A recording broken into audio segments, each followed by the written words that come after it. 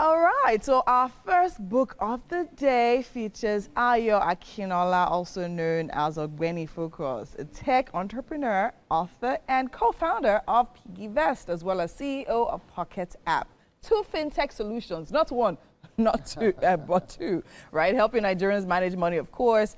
And he's the author of Credit Alert, the easiest way to sell to Nigerians. And of course, based on the fact that we know a little about his background, he has every bragging rights to talk about this topic. Welcome to Wake Up Nigeria. Thank you so much for having me. How are you doing this morning? I'm doing all right. You know, it's a rainy day. It's a rainy day. I don't know where that came from.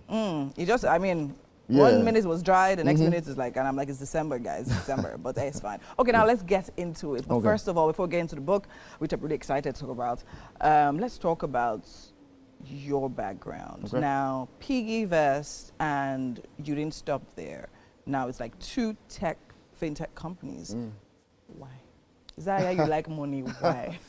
No, it's really just about creating value. I've always been entrepreneurial, right? You know, from school, and even before PiggyVest's, there's like maybe 10 other ones that didn't. That's what I was literally going to ask you. Okay, I'm sure there are other businesses, or all of them tech related or finance related. Again, tech is not finance related, but tech is just the enabler. You know, there's always I've dabbled in so many different industries. So, but we're here now. Yeah. You're here. You want to mention a few of those industries you dabbled in? Well, I've been in media, in news. Yes, I think we built something called Source Rush back in the day, and basically trying to get information fast to people, you know, news and stuff like that. We built something in the recruitment space as well. It was called Push CV. And basically we just wanted to help people, you know, get jobs. Yeah, get jobs. Yeah, so quick and all of that. So you've been to different. So I mean, I love the fact that we're hearing that from you, because the truth is, yes, I mean, in this life, before we find out one company that actually blows up, you actually have to test like 1 million prior to that. But okay, let's talk about. I mean, so the background now. What's now the difference? What based on your experience? What would you say sets the business that didn't work, the businesses that didn't work, two different apart from the ones that actually did work? Time. Sometimes it's the infrastructure is not there to let. You might have a great idea, but it might not just be right for that moment, right? True. Somewhere like that. Okay. And sometimes need does not equal market or does not equal money. So just because some people need something does not mean that they can pay for it, right? So some of them, you know, were that, and just entrepreneurship struggles and traumas. So yeah, but you know, PiggyVest's was not an idea from the skies. You know, we just saw an opportunity to improve on something that's already being done traditionally, we jumped at it. I think that's actually very interesting to actually own up to the fact that, oh, fine, we're not, because everybody wants to be first to do this, first to do that. But yeah, like, okay, fine, something was existed, but you saw, okay, fine, there's a way it could be better, and you actually keyed onto that. So at the point where you realized, or rather, first of all, what was the point you realized that, you know what, I feel this is actually a big thing, and then what was that experience for you like? It was. So it started off from Twitter. You know, somebody had broken a box, a kolo, and they had saved 1,000 naira every day. And they broke it at the end of the year, and it was this big thing on Twitter. And one of my co-founders, Joshua, saw that, and he was like, hey, you know, we even wanted to buy the kolo, actually. We wanted to buy and also start saving. But then we're like, you know, let's see if we can. And, you know, after that, it just, you know, grew into... It started small, and then people just started trusting. Again, finance is about trust in this space, right? So, and it just grew. And we're here 10 years now, and I'm very excited about the fact that we've been able to help people achieve, you know, little things that they thought maybe was impossible before. And I'll confess, sometimes it's almost as if that particular app he's even more interested in my financial than me, because I'm wondering, I say, it's my money, give me my money. It's like a struggle. But I mean, well done. I mean, you've done great with that, so well done. Now, let's come to this book, Credit Alerts, which I believe is still in the same, I mean, area, I mean, the niche of finance as well. And I think, first of all, this is a very strategic cover. Like, there's nobody that sees this and be like, I want my phone to be like this when I pick it up in the morning. So let's talk about Credit Alerts now. What led you to writing this book?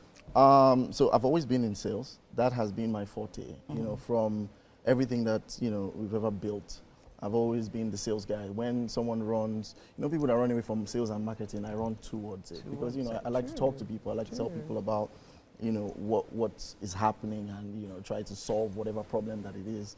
So I've been in sales for quite some time. Yeah. And at some point, you know, it was either going to be a master class or something else. But I was like, how many master classes do I want to do? You know, I really want to go back to what I knew and just, you know, teach people and try to get the info out there. So I was like, okay, you know what, at least I can reach 1 million people with a book. So yeah, so I just dusted all my old notes and, you know, put everything together. And yeah, I had an amazing team that I worked with to create, you know, what we're looking at right now. So it's been, yeah, and I launched it just a few months ago, and it's been fantastic. Yeah, I mean, it's been fantastic because I think it's a book that sells itself, because Nigerians, we're all looking for money. Do you understand? Yeah. We all want, and it's like almost everybody in this climb has a business, or two business, or even more than that. Yeah. Do you understand? So now, I think what for me even catches my eye the most is that the easiest way to sell to Nigerians, like what is particular or peculiar to the Nigerian person? Okay, so let me tell you something about about us, right? The Nigerians we're a very unique set of people. We are the people that will go to a party, an Owambe, for example.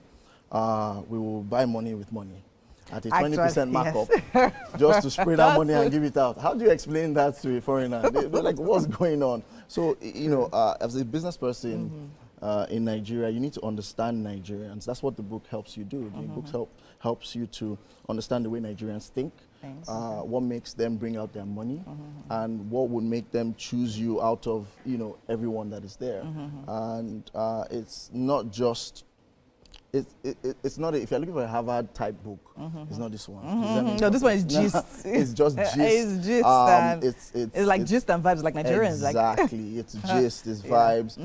You can pick it up and read it at a go, and you know, I guarantee, as a business person, if you're a business person and you read this book and you do take lessons from the book and do the things, in 3 months, if you don't improve your sales, come and hold my neck. Okay, you take it right from his mouth, right? Come and hold his neck. Okay, awesome. Okay, so now you did mention that there are certain things that will make a Nigerian bring out their money. Just quickly, what would you say those things? Let's say the top two. What's that first thing, first of all, that will make a Nigerian say, you know what, okay, I want to buy this? So trust is a big thing. Yes. In Nigeria. Nigerians, we don't, we're very skeptical. Yeah. Right? If you can build trust, and trust takes time to build, right? If you can build trust, Nigerians will patronize your business. Actually, it's just trust. Oh yeah, it's trust. Okay, trust is a big thing, you know. No, of course, it's a big especially with some type of businesses. Trust is a big thing. Also, it also depends on the kind of, should I say, product that you're selling. You can be selling a product, multiple products, cheap price to a mass market. You can be selling something small, few products, or more expensive products. So it depends. And when you kind of check which area you sit, basically, you'll be able to kind of figure out what this customer wants. But as in Nigeria, you can't bring in it English and come to Nigeria and say you want to sell. Are you sure? To some now. So I feel like Nigerians are of different classes. Yes. And that's why you need there are some people that is in it that was okay. Yes, true. It's true. very important. True. And there's some people that actually will buy a product just because it is priced at a certain level. Yes, some people. The presentation of the product as well is very important. You can sell packaging. Your packaging. You know, you can sell gold You put gold in a black nylon, they will not. You have to package your product well to Nigerians. So, but I will not say too much about what it is. Yeah, yeah. You should get You the need book. to get the book Yes, to please. read it. There's actually so much here. There's the chapter that's on make the offer irresistible. Yes. Talk like someone they know, right? Yeah. Nigerians can be your billboards, actually, because if they trust in one product, they can literally Nigerians can carry you on their head. they can carry your market on their head if they actually, wow. if they actually want to. But quickly, let me pull from your sales background. Make the offer irresistible. Now, where do you draw the line from literally selling something to the point where it's irresistible and lying? So now, Again, it depends on what you're selling. And by making the offer irresistible, sometimes it's not just the product. There are,